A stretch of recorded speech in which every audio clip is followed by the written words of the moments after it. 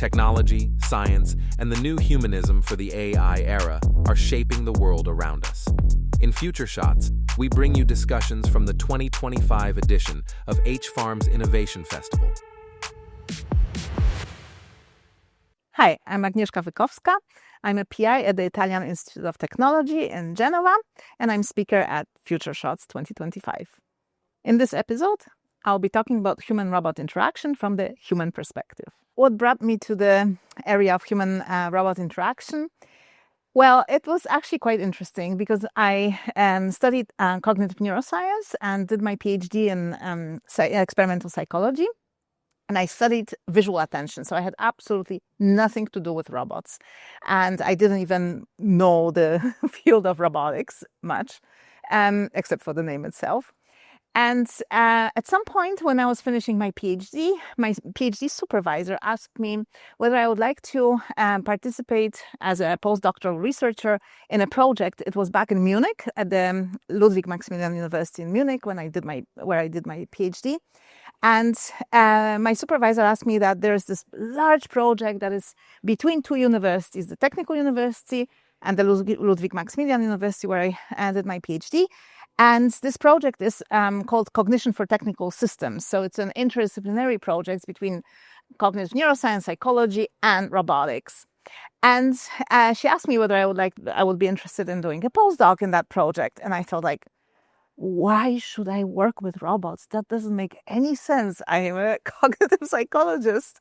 But then I thought I'll give it a try and see what it means. And so that's how it started.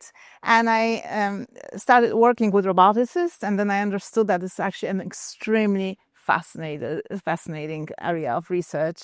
And here I am. After many, many years, I'm still in that area of research, and I'm very happy that this is how it happened.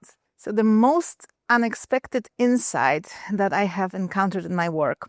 Well, I work with a humanoid robot, ICAP, that has been designed and developed at the Italian Institute of Technology. And it's a very, very cute social robot. By social, I mean that is supposedly in the future going to be there to interact with other humans and show social signals and be social. And in general, I work in the area of social robotics. And so one would think that, being social, or let's say modeling the social on the robot is always good, because we want to have friendly and social robots around us, and we want to be able to attune with them well. And so this is the general assumption. And indeed, in robotics, there's this trend to make robots as social as possible. And I must say that one thing that was quite unexpected for me to see in one of our studies is that social is actually not always beneficial for humans, not always beneficial for human performance. In one of our experiments that I'll be presenting here at FutureShots, what we asked participants is to play some sort of a competitive game with the robot, and they were asked to very much focus on how they can perform best, so focus on their own individual performance. And while they were doing this task, the robot displayed various social signals, including mutual gaze. So it looked people in the eyes, and then and one of the conditions was pretty social.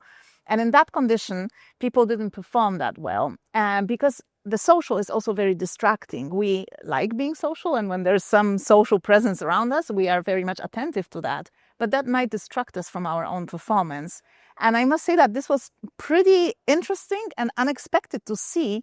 And the take-home message, I think, for robotics is don't always make robots social, because it will very much depend on your area of application. So if you want to make robots to help humans in, let's say, their performance and focusing on their own performance, maybe the robots shouldn't be that social. So what are the key factors influencing, let's say, social, emotional attunement and in between humans and robots? We haven't studied emotional responsiveness of humans per se systematically, but we have looked into various ways of social attunement with robots. And I think that, with the robot that we work, so again, that humanoid robot ICAP that was very cute and looks a little bit like a small kid.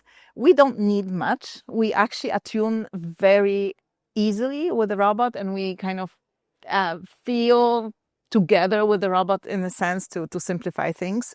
So when the robot, I don't know, is smiley or sometimes we make experiments where it giggles and laughs at some videos I'll talk about this also in my talk.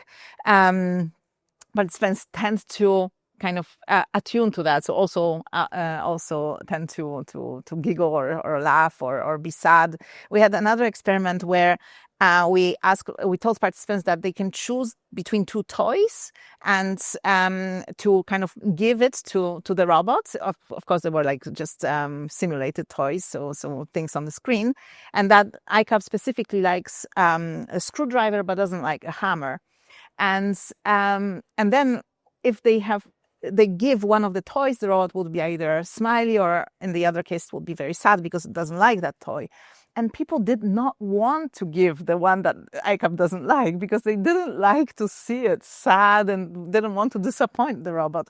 So it's very easy in a sense to evoke these mechanisms of attunement between humans and especially that robot, as I say, that with that appearance. So appearance for sure.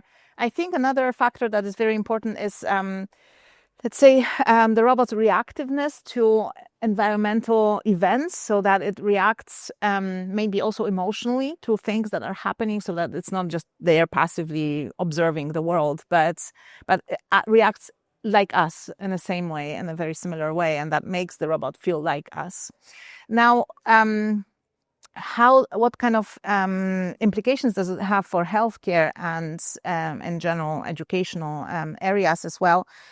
We actually, since a few years already ago, we have been doing robot-assisted training for children diagnosed with autism. And I must say that this training works very, very well. So we see improvement in social skills among those kids after interaction with the robot.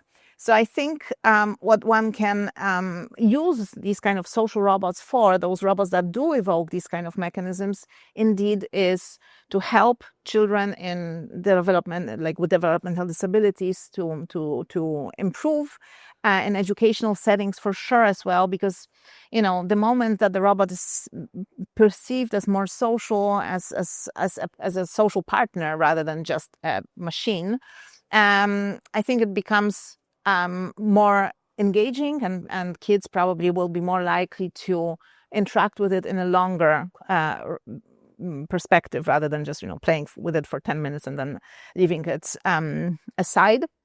But all these kind of more longitudinal studies need to yet be done. So this is something that the field needs to work on, to look at like how this kind of attachment, engagement develops over longer periods of time, because we usually have just very short periods of interactions. I wanted to run some intercultural studies between East Asian cultures, like in Singapore or Japan, or and here Western culture, but it's not easy. And actually, unfortunately, when we wanted to run those studies, COVID hit, so we couldn't do much. With the experiments that we have run, we haven't seen much of a difference. But the experiments we've run were between Singapore and Italy.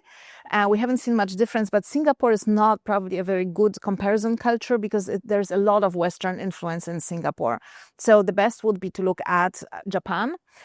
In general, what is being said is that the Japanese culture is more open to technology and less afraid of technology and more willing to accept it. But I think that there are, systematic studies need still to be done on these cross-cultural effects. I think we will see, humanoid robots in home environments anytime soon, because this is the most challenging application and environment for robots from the technical side. So I think this is really, really, really far in the future. But of course, one can speculate about the challenges that are going to be there more from the human perspective. And I think it's a really interesting question. I'm actually involved in a European project that is called Value Aware AI, VALAI for short, where we discuss the importance of AI and robotics, social robots.